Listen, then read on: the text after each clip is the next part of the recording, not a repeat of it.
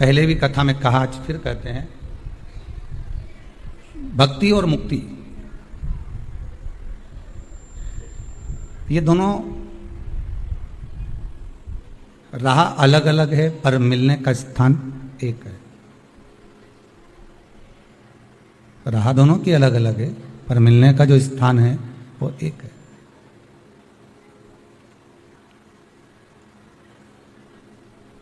यदि मुक्ति को पाना है हमको और मुक्ति यदि हमको प्राप्त करना है तो भक्ति के पथ पर जब हम चलेंगे, भक्ति के पथ पर जब हम अग्रण्य बढ़ेंगे, तब मुक्ति का पथ तो स्वयं सुलभ हो जाएगा, स्वयं सम्मुख में आ ही जाएगा। दुनिया के लोग मुक्ति पाने के लिए भक्ति का मार्ग नहीं पकड़ते। उन्होंने तो विचार कर लिया कि कैसे भी मस्त हमको हम मुक्ति प्राप्त हो जाए। तो ऐसे कैसे मिल सकती है? और अगर मुक्ति मिल भी गई तो मोक्ष नहीं मिलने वाला। शरीर अगर छूट भी गया, एक स्वरूप हमने बदल भी लिया, फिर कोई दूसरा स्वरूप मिल गया, दूसरे स्वरूप से फिर कोई तीसरा मिल गया, तीसरे से फिर कोई चौथा मिल गया। कपड़े पे कपड़ा हम बदलते भी चले गए, 84 लाख योनियां हम काटते भी चले गए, पर उसका कोई रिजल्ट अगर हाथ में आए तो बात दूसरी।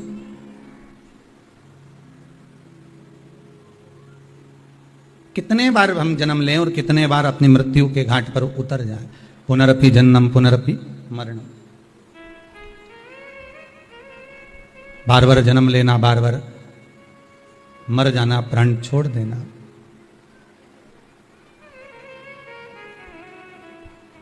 अगर संसार सागर में हम जन्म ले लिए हैं तो भगवान से प्रार्थना करना कि अब कुछ ऐसी कृपा हो जाए कि अब की जो जन्म मिला है, इस जन्म को पाने के बाद फिर हमें जन्म नहीं लेना पड़े, वापिस हम कोई जन्म ना लें।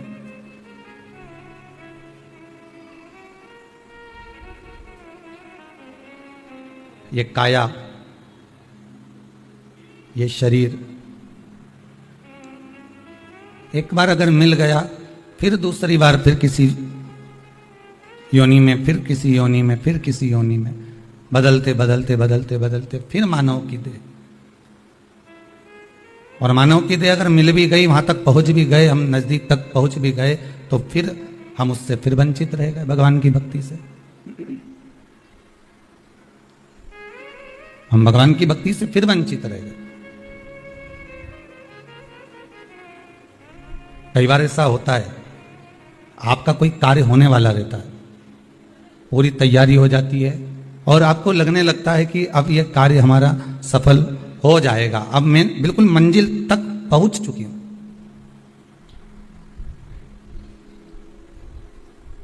अब हम बिल्कुल मंजिल तक पहुंच गए हैं, बिल्कुल नजदीक तक पहुंच गए, और होने ही वाला रहता है, और मालूम पड़े वो लगी लगाई जो थाली है वो खसक जाती है, किसी के और के हिस्से में पहुंच जाती है।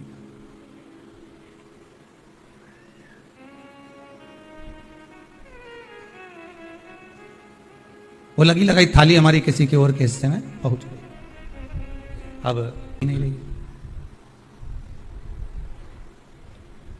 फिर पुनः प्रयास करा गया कि ये फिर प्राप्त हो जाए, फिर भी नहीं मिल रही, डिले कम करो। बारंबार हम प्रयास करते रहे, बारंबार हम पुकारते रहे, बारंबार हम बोलते गए, पर वो भोजन की थाली हमारे सम्मुख में नहीं आ पाई, हमें नहीं प्राप्त हुई।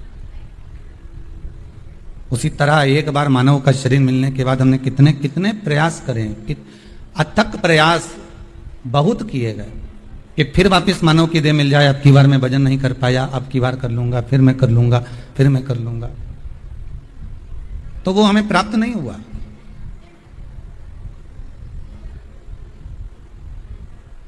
कितने बार हम जन्म लेकर अपने प्राणों को त्यागा और त्यागने के बाद ये प्रयास करा कि हम कैसे भी, किसी भी तरह से, किसी भी क्षण, किसी भी पल हम भगवान को अपना बना लें, हम भगवान को अपना प्राप्त कर लें, पर नहीं हुआ।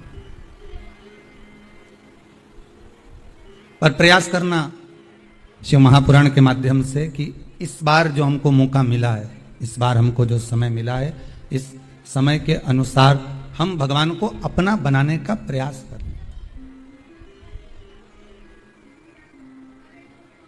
कितने जन्म, कितने मृत्यु, फिर जन्म, फिर मृत्यु, निकलते चले गए।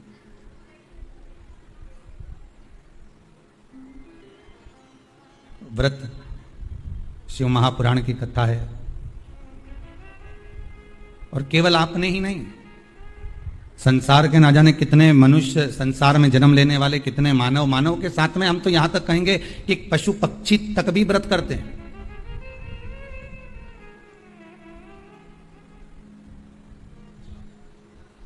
एक अगर पशु पक्षी है तो वो भी व्रत कर रहा है। एक मगर तालाब के किनारे पर रहता है, और जब तक वो भगवान का नाम नहीं ले लेता, जब तक वो भगवान का नाम नहीं सुन लेता किसी के मुख से, तब तक वो पानी तक नहीं पीता। मगर भी एक नियम ले लेता, मगर भी एक नियम धारण कर लेता। अब तालाब के किनारे पर बैठा है, एक कुंड के किनारे पर बैठा हुआ है, और उसको प्यास लग रही है, पर वो पानी नहीं पी रहा है, क्योंकि उसका एक नियम था कि मेरे कानों में भगवान का शब्द जाना चाहिए, तब मेरा जल पीना सार्थक होगा। कभी कभी आपके भी मन में विचार आना चाहिए कि आज मैंने जो भोजन किया है, मेरा भोजन करना तब सार्थक है जब तक मैं भगवान का 108 बार नाम ना ले लूं। केवल व्रत यही नहीं होता कि आप राजगिरे की आटे की पूड़ी खा लो, केवल व्रत यही नहीं रहता कि आप वेफर्स चिप्स खा लो, केवल व्रत यही नहीं रहता कि आप साबूदाना का पापड़ खा लो, या साबूदाना की खिचड़ी खा लो, या बगर खा लो, मोर धान खा लो। केवल व्रत ये नहीं है कि आपने केवल सीरा बनाया राजगिरे का और पा लिया, व्रत इसी को नहीं कहा गया। शिव महापुराण की कथा तो ये भी कहती है कि आप अपनी जिंदगी में अगर कोई एक नियम धारण कर रहे हो तो ये भी व्रत है।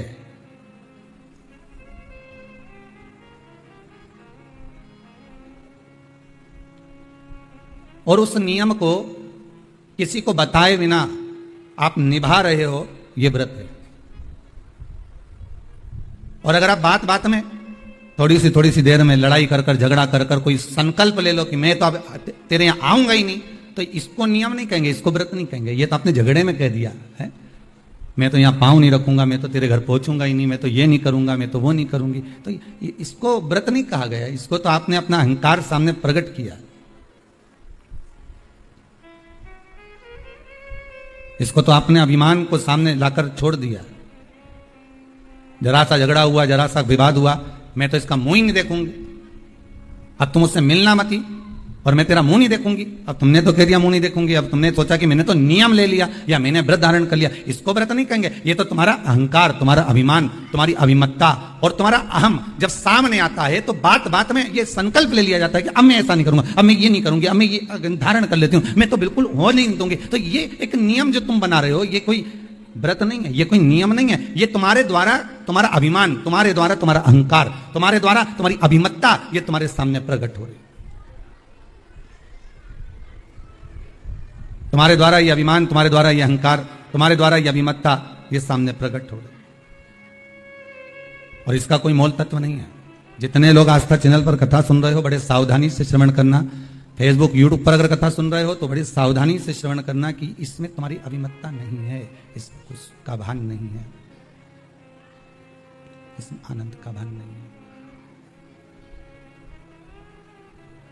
इसमें रस तत्व का भान नहीं है।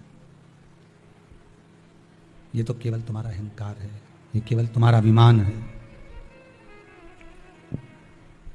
और जब तक अहंकार अभिमान तुम्हारा रहेगा तो तुम्हारे मुख पे बात बात में वाणी में ये संबोधन आ ही जाएगा।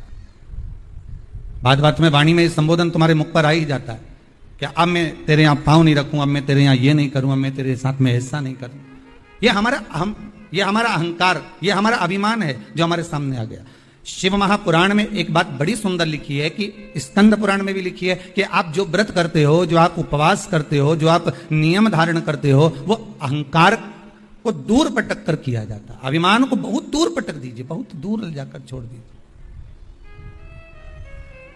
जब अहंकार अभिमान आपका दूर ले जाकर छोड़ दोगे, अहंकार अभिमान आपका जब दूर चले जाएगा, और उस अहंकार अभिमान को छोड़ने के बाद जब आप भगवत भक्ति में डूबोगे, तब एक आनंद दूसरा ही हमें प्राप्त हो जाएगा। कितना सुंदर लिखा रहता है। एकादशी का जब हम व्रत करते हैं तो शिव महापुराण की कथा में, व्रत शिव महापुराण की कथा जो हम श्रवण कर रहे हैं, स्कंद पुराण, पद्म पुराण, नारद पुराण, कुर्म पुराण, इन पुराणों में जब हम ग्रहण करते हैं, ज्ञात करते हैं, तो हमको मालूम पड़ता है कि व्रत करने से पहले हमारे एक दिन पहले भी हमारा सोच, हमारी वृत्ति, हमारा मन, हमारी दृष्टता, हमारी चित्तवृत्ति जो भी है, हमारी दृष्टि जो भी है, वो शुद्ध होना चाहिए।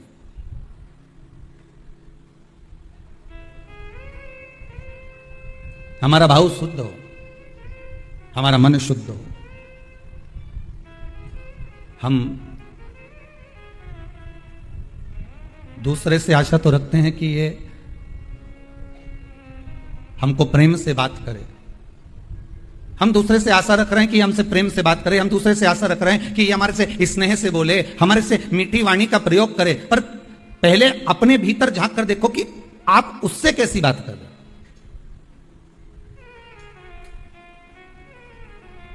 पहले भी कथा में कहा, आज फिर कहते हैं, प्रेम दोगे तो प्रेम मिलेगा। जो आपके पास में है वो आप लुटाना प्रारंभ कर दीजिए। आपके भीतर अगर अहंकार है तो आप अहंकार लुटाना प्रारंभ कर दीजिए। आपके भीतर अगर कपट है तो आप कपट लुटाना प्रारंभ कर दीजिए, सामने वाला स्वयं कपटी हो जाएगा। आपके भीतर अगर झूठ है, प्रपंच है, तो झूठ और प्रपंच लुटाना प्रारंभ कर दीजिए, सामने वाला अपने आप झूठ और प्रपंची हो जाएगा।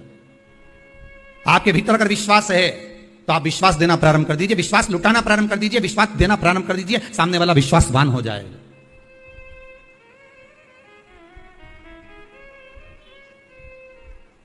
सामने वाला स्वयं विश्वासवान हो जाएगा। आपके भीतर अगर भजन है तो आप भजन देना प्रारंभ करो, सामने वाला खुद भजन गाने बैठ जाएगा। हमने कई माताओं को देखा है, जब तीज त्योहार आता है ना, तो एक माता भजन गाने बैठती है, ढोलक लेके जो पीटना चालू करे, मंजीरा बजाने वाली भी नहीं होना तो दूसरी आके बैठ जाती, मंजीरा उठा ले बजाने लगते, उसको बजाना भी नहीं आता, फिर भी वो आकर बैठ जाती। बैठे बैठे वो ताली बजाएगी, तीसरी फिर आ जाएगी, वो बैठे बैठे ताली बजाएगी, भजन गाएगी। एक गाने बैठी थी, देखते देखते 8, 10, 15, 20 इकट्ठी हो गई। अर्थात आपने भजन दिया है, आपने भजन दिया तो भजन मिल रहा है, आपने प्रेम दिया तो प्रेम मिल रहा है, आपने करुणा दी है तो करुणा मिल रही है, आपने वात्सल्यता दी है तो वात्सल्यता प्राप्त हो रही है। भगवान कृष्ण की माता जी का नाम यशोदा रानी, यश ददाती इति यशोदा, जो दूसरे को यश प्रदान करती है वही यशोदा है। अब आपने तो नाम रख लिया यशोदा और मालूम पड़े दूसरे को दे रही अपयश। यश तो कभी दिया ही नहीं। बहू ने भोजन बनाया, थोड़ी सी सब्जी बेकार बन गई तो तुरंत सास ने कह दिया, पति ने कहा आज तो भोजन अच्छा नहीं बना, इसमें दाल में नमक कम रह गया, मिर्ची ऐसी डल गई, तो तुरंत सास ने कह दिया मैंने नहीं बनाई है, बहू ने बनाई है। मतलब आपने अपयश बहू को दिया है तो एक दिन बहू भी तो अपयश आपको देगी। आप जो लुटा रहे हो, आप अगर कह देती कि दाल मैंने बनाई है और दाल बिगड़ गई होगी, अब शरीर से बनता नहीं है, पाँव में इतना दर्द रहता है ना, तो उसके कारण बस हो सकता है नमक कम डाला हो, ध्यान नहीं रहा हो, मेरी चित्तवृत्ति में नहीं गया हो, मिर्ची ज्यादा डल गई हो, कुछ हो गया हो, तो सब्जी मेरे हाथ से बिगड़ गई। बहू ने बनाई थी, बिगाड़ी उसने थी, पर आपने उसको यश दे दिया और अपयश अपने माथे पर ले लिया, तो एक दिन बहू भी यही करेगी कि स्वयं यश प्रदान करेगी और अपयश अपने माथे पर लेगी। पर हमारी आदत यह रहती है कि अच्छा करा तो मैंने करा और बुरा करा तो वो बेहरू सिंह ने करा। हमने तो तुरंत कर दिया, अच्छा हम कर रहे हैं, बुरा वो कर रहा है। अब इसमें प्राप्ति कहां है? इसमें सुख का भान कहां है? आप अच्छा देने का प्रयास करो तो जो साड़ी कोई नहीं पहने, ना बहू पहने, ना बेटी पहने, ना कोई पहने, जब वो साड़ी बहुत दिन की रखी रही और वो साड़ी कोई नहीं पहने, तब तुमने उठाकर उसको भागवत जी पे चढ़ा दी और आशा क्या रख रही हो कि भागवत मैया ऐसी कृपा करजे हमारी झोली खुशी से भर दीजिए। भागवत मैया सोचे बता कजन कहां की कितने साल पुरानी साड़ी इधर उधर से घूम फिर के तेरे पास आई और तूने मेरे को लाके चढ़ा दी और आशा रख रही है कि भागवत मैया मेरी झोली खुशियों से भर दे। तो भागवत जी बोली कि मैंने तुझसे कहा था कि तू मुझे साड़ी चढ़ा। कभी भागवत महारानी बोलने आई तुमसे? कभी भागवत महारानी ये कहने आई कि मेरे को साड़ी चढ़ा, कि मुझे आभूषण चढ़ा, कि मुझे रतन चढ़ा, कि मुझे माणिक चढ़ा, कि मुझे सोना चांदी चढ़ा? भागवत कभी नहीं कहने आई कि मुझे ये चढ़ाना। भागवत तो ये कहती है कि तुलसी का दल हो तो समर्पित कर दो, और वो भी नहीं है तो मेरे चरणों में आकर बैठ जाओ, नमन कर लो। जब आखिरी में कथा विराम होगी तो तुलसी का दल व्यास जी महाराज तुम्हारे हाथ में पकड़ा ही देगा। तो भागवत तो ये कहती है कि प्रेम का एक पत्ता भी दिया जाए, स्नेह का एक चावल भी दिया जाए तो भगवान स्वीकार कर लेता है। प्रेम और स्नेह से भगवान स्वीकृत करता है, प्रेम और स्नेह से भगवान बढ़ा लेता है। प्रेम स्नेह रिटर्न बड़ा थोड़ा सा प्रेम का अगर भाव होगा, प्रेम अगर आपके पास में है तो आपको मिलेगा, और अगर प्रेम नहीं है तो मिलेगा। जो होगा आपके पास में वो दे दीजिए।